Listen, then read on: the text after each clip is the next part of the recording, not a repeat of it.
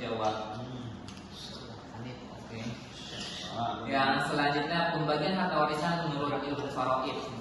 Yang pertama identifikasi ahli warisnya dulu. Yang mendapatkan warisannya ini siapa aja sih? Misalnya seorang suami telah meninggal, dia telah meninggalkan seorang istri, dua anak perempuan,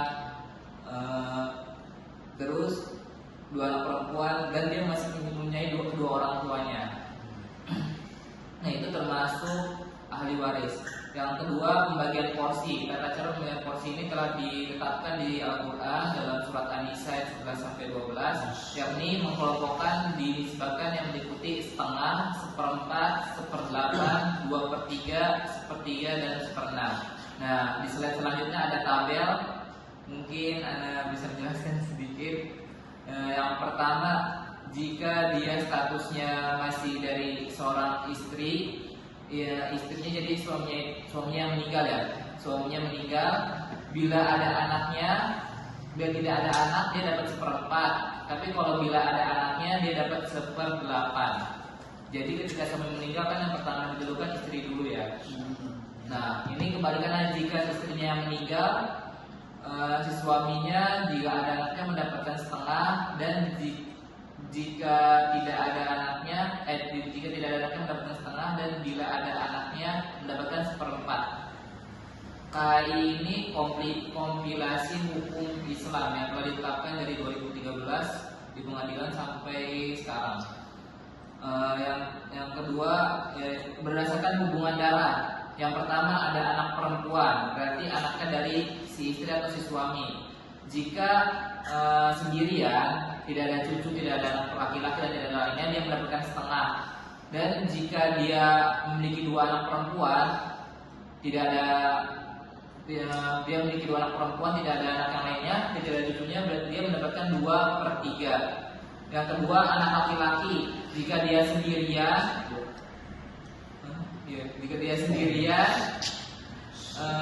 atau cucu lain laki-laki atau perempuan, dia menjadi asobah, karena laki-laki ini dia mendapatkan sisa hartanya dari setiap yang sudah dibagikan. Yang ketiga ayah kandung. Nah, ayah kandung bila tidak ada anak atau cucunya mendapatkan 1/3, dan bila ada anak atau cucunya mendapatkan 1/6. Yang keempat ibu kandung, bila tidak ada anak atau cucunya mendapatkan 1/3. Bila ada anak, cucu dan atau dua saudara dan tidak bersama ayah kandungnya mendapatkan 1/6. Dan bila tidak ada anak atau cucunya tidak ada dua saudara atau lebih tapi bersama ayah kandungnya mendapatkan 1/3. Saudara laki-laki atau perempuan si ibu mendapatkan 1/6 jika sendirian dan cucu dan tidak ada ayah kandung. Dua orang atau lebih mendapatkan 1/3 dan selanjutnya berlian. Contoh soal boleh lihat selanjutnya. Jika istri meninggalkan ahli waris, istrinya meninggalkan ahli waris nih. Ahli warisnya itu ada suami, ayah, ibu, dan 3 orang anak perempuan. Berapakah bagian masing-masing? Nah, jawaban. Ini langsung dijawab. Suaminya itu karena memiliki anak, jadi dia mendapatkan 1/4. Nah, selanjutnya ke ayah karena memiliki anak jadi 1/6, sama dengan ibu kandungnya juga menjadi 1/6. Selanjutnya ke anak perempuan karena memiliki 2 anak perempuan jadi 2/3 dan tidak ada anak laki-laki. Meskipun ada laki-laki tetap 2/3. Selanjutnya kalau misalnya contoh soalnya langsung masuk ke pembagian harta. Seseorang telah wafat meninggalkan harta sebesar 180 juta. Ahli warisnya itu terdiri dari atas istri, ibu, dan 2 anak laki-laki. Tadi ini nih mencoba memakai kalkulator hitungan waris di Play Store.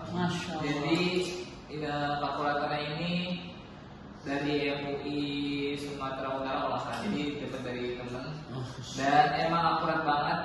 Jadi kalau misalnya kita jadi kalau misalnya kita hitung mandiri, jadi kita harus menentukan dulu kayak 1/8-nya, 1/6-nya harus disamakan dulu. disamaratakan. Makanya itu ada kayak KPK disamaratakan jadi 2/4 istrinya, maka pembagiannya istrinya itu mendapatkan, tadi kalau dihitung dapat 22.500.000, ibunya mendapatkan 30 juta.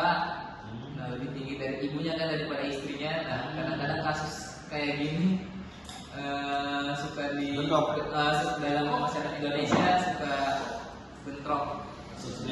Iya. Jadi drama. Terus bagian anak laki-lakinya mendapatkan 63 juta atau 63 juta lebih tinggi daripada istrinya malah 63 juta. Karena anak laki-laki yang pertama 63.750 dan anak kedua mendapatkan 63.750. Ini di sini kasusnya ayahnya sudah dijasa ya. Selanjutnya penghindaran konflik dalam pembagian harta warisan. Yang pertama, komunikasi yang terbuka, saling terbuka dan jujur dalam berdiskusi dalam pembagian warisan. Berarti kalau warisan itu berarti mencakupkan keluarga besar ya, nggak hanya keluarga yang ditinggalkan, tapi seluruh keluarga. Jadi dipastikan ayah dan ibu itu harus dapat juga kalau misalnya ayah dan ibunya masih ada. Yang kedua, mediasi melibatkan pihak ketiga yang netral untuk membantu penyelesaian konflik. Yang terakhir, perjanjian bersama menciptakan kesepakatan tertulis dengan pembagian warisan disetujui secara pihak. Yang terakhir, kesimpulan membuat perencanaan waris yang jelas dan tertulis dapat menghindari konflik dan melibatkan notaris, ahli waris dan profesional lainnya untuk meminimalkan risiko. Kalau pada punya pertanyaan, ayo diutarakan.